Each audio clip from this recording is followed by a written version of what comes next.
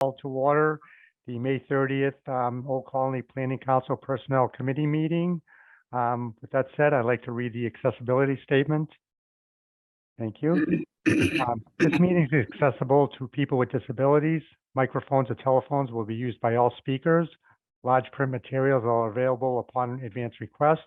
If you would like either of these accommodations, please contact Mary Waldron at 508-583-1833.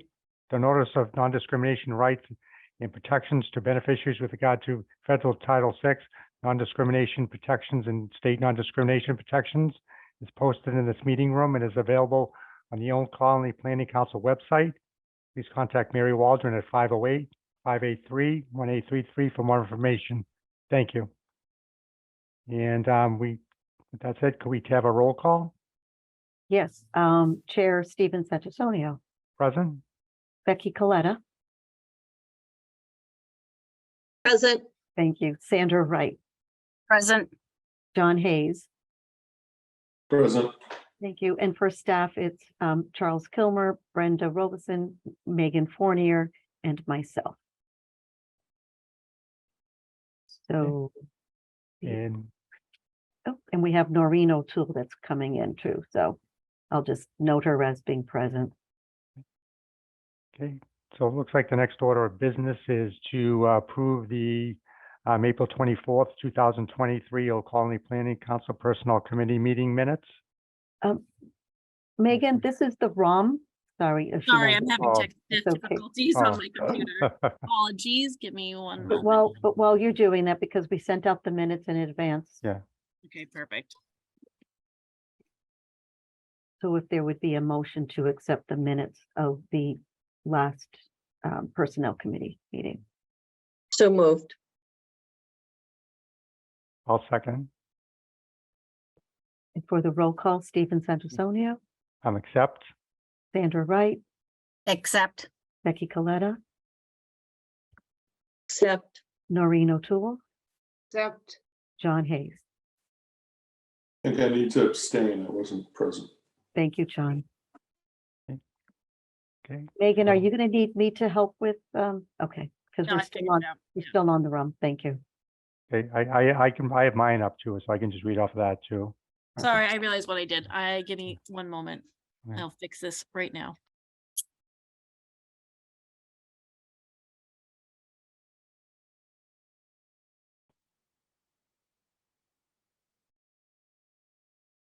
Thank you, Megan. All better. Sorry. Oh, no, well, sort of. That's the Old Colony. That's the monthly meeting. 24th one, April 24th. That's the Old Colony that, yeah, there we go. We want the finance. There we go. Perfect. Okay. Okay, so next order of business. Well, next order of business is the review of the personal handbook for amendments for Mary. Yes, so for those that attended the last personnel, so not only did we talk about staffing levels, but there were some, on an annual basis, we review the personnel handbook. In the meantime, some staff, we also have a in-house, basically, parking lot for staff to look through the handbook and they make some recommendations. So we had discussed this at the last meeting in terms of the paid medical family leave pay during leave. There's initial 7-day waiting period. And in this case, where it's going to be applicable, there's some accrued time off. So basically there's a timing because the Department of Paid Medical Family Leave may not be approving this time in a timely fashion. And probably, I think we're 4 for 4, where our staff have all had their children early.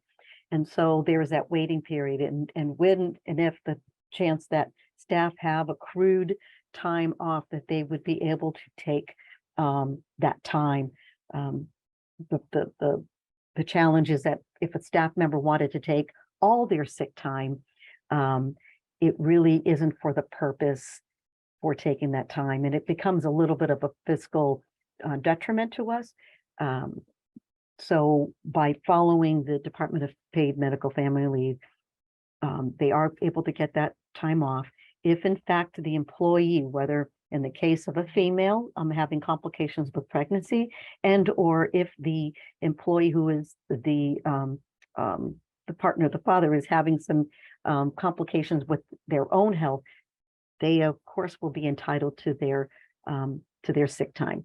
But again, this clarifies within our handbook that would run concurrently with the paid medical family leave in this case.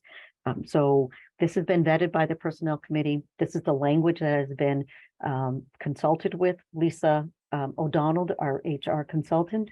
And I want to just say thank you for Megan for working with Lisa to get this in time for tonight's meeting. So this is one recommendation. So I don't know if we want to take one at a time or take them in together. Really, I mean, I guess if there's no objection, we can probably take them together all at once. Great, thank you. And so again, the second part is small necessities leave. So it's on page 30 of the employee handbook. It allows employees who qualify under the federal family medical leave to take up to 24 hours of unpaid leave, or if you elect, use accrued benefit time. So there was a little bit of some complications in terms of the reading of this. So if there is, as noted here, if your child's school activities such as parent-teacher conferences or medical appointments or an elderly relative and if the caretaker, this will allow for the employee to qualify to take that time if needed. Those are the only three reasons, or are those just examples? So I don't want to go into more detail, but According to what's actually written in the law that's referred up here, those are the three examples they provide. Okay. Yeah, all right, that's me. I was just curious. No, that's a good question, Stephen. Well, and I think other things like your own medical appointments So those are already identified. are already covered by your own leave provisions, right? That is, and under the necessity. Charlie, I know it was one of the transportation staff. Well, yeah, the confusion here was the employee thought this was a separate bucket of time off that they had to apply to, like paid family medical leave. When in fact, you can just use your accrued sick time for your child's medical appointment or your accrued vacation time for their parent-teacher conference. But they thought it was above and beyond what we already offered, so they thought it was something they had to apply to separately. So I think our recommendation was just to take this out because it's overly confusing. Because these categories are already allowed under Their paid other time parts off. of the personnel policies. Mhm.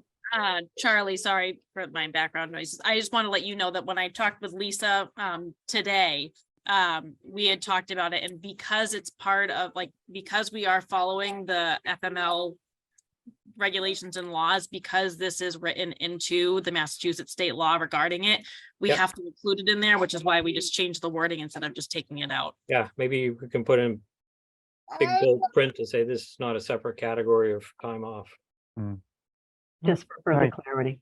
Thank Okay. you. Yep. Becky? Yeah, I mean, I see what they're saying there of unpaid leave, or if you elect use of accrued benefit time.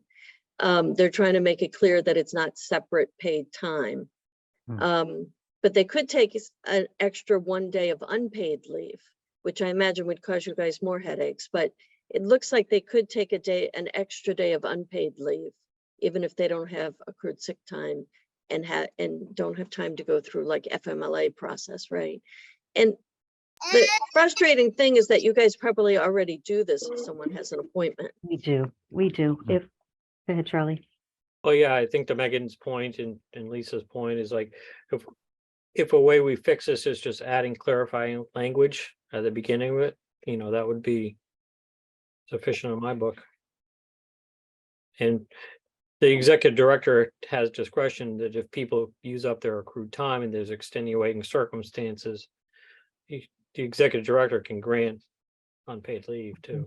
Mhm. That's elsewhere in the policies. That is. Lisa mentioned that this is basically in there so that, let's say someone just starts, they haven't accrued that time. They can't be docked for taking time off to take their kids appointment, etc.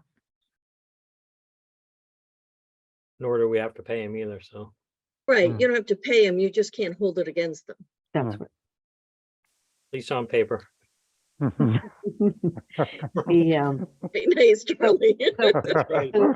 so I think in this case, we are going to recommend that, with the clarifying language that Charlie recommended, that this be approved, both of these would be approved, so that we get clarity within our handbook.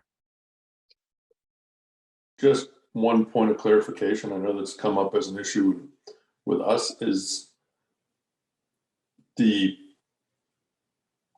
could you do this 24 times in a year? Because it's up to 24 hours as I see it, but it doesn't say it has to be in any particular segment of time.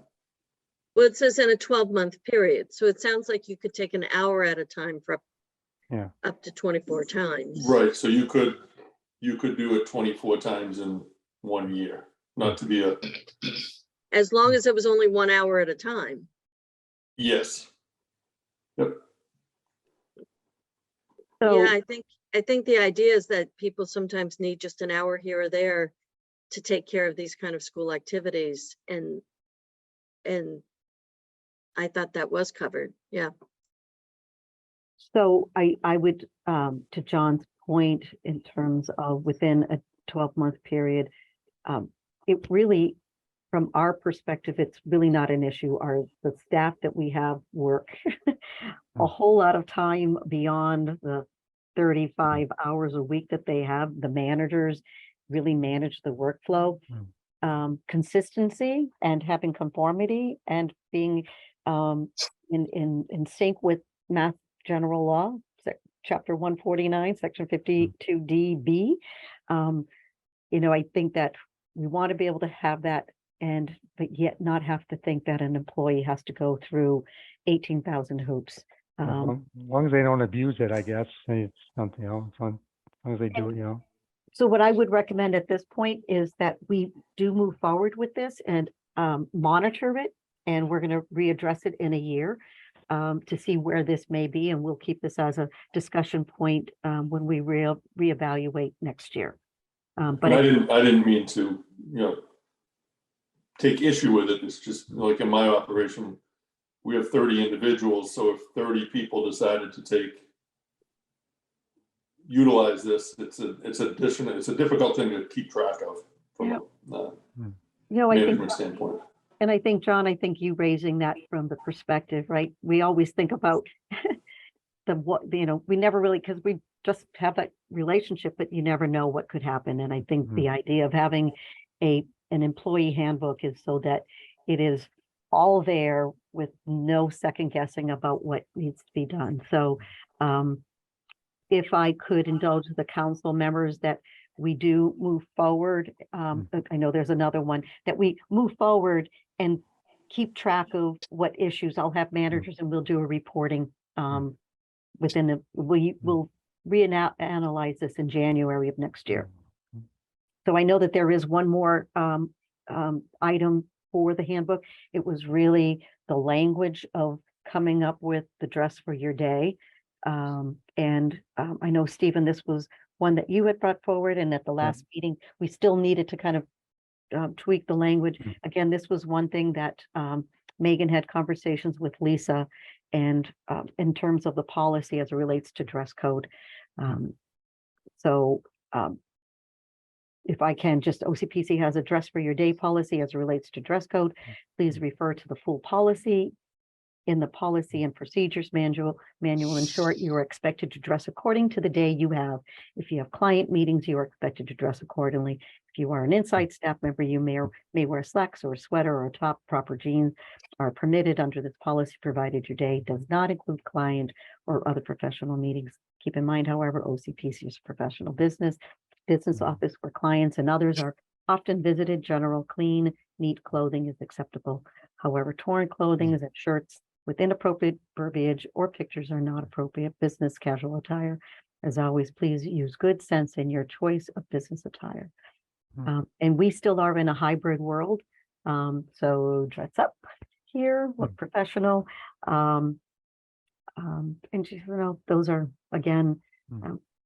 I would say it's been a rarity for this organization to deal with anything but having the staff be in a professional dress code.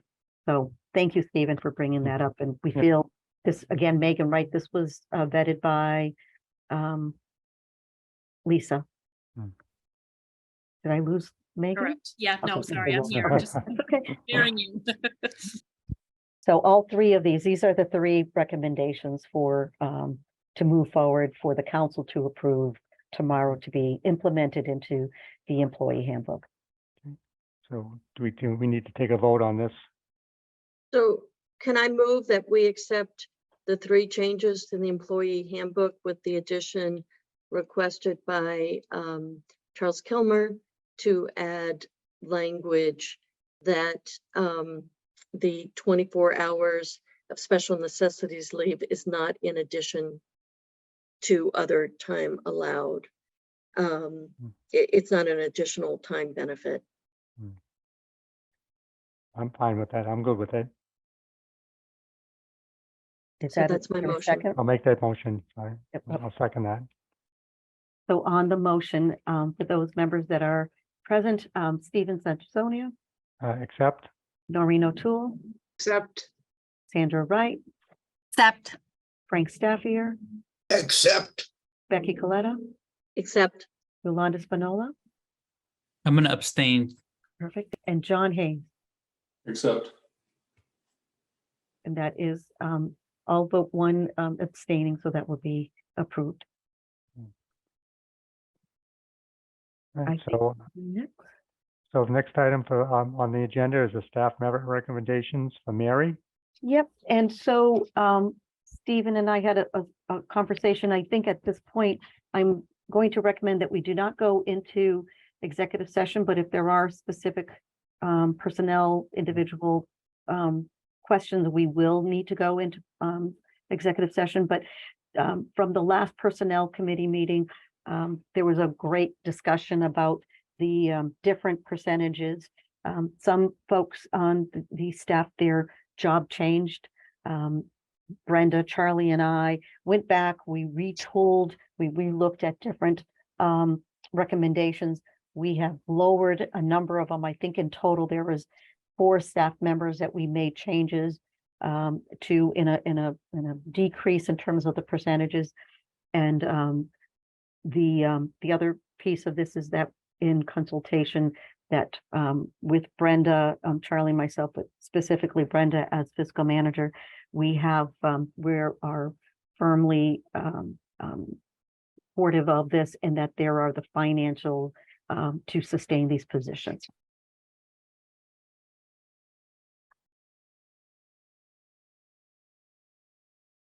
Do we have, do we need to take an action item to accept? Or do we have a motion to accept?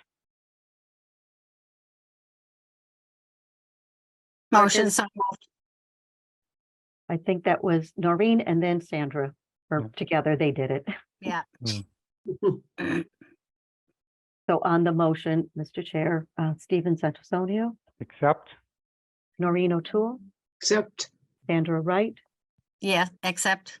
Frank Staffier, Accept. Becky Coletta, except, Yolanda Spinola, Except. John Hayes. except, So, Mr. Chair, with the Personnel Committee, this will be actually an item that will then be going to the Finance Committee that we will be starting as soon as we end this meeting. Okay, so with that said, unless there's any questions, I make a motion to adjourn. So Second. moved. So do not log